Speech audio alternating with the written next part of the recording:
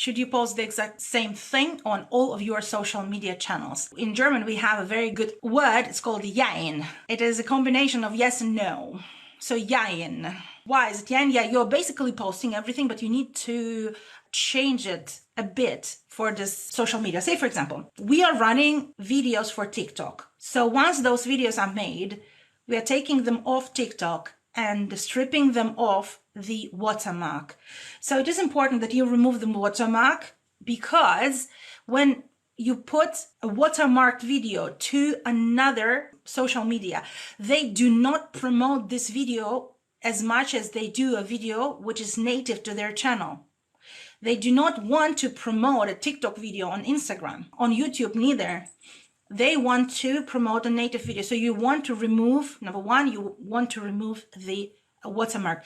And the second one, when you are running it on YouTube, for example, you can add subscribe animation to it. You can add the exit slide to it with a call to action. What we do, we add an exit slide and we add a subscribe button for YouTube.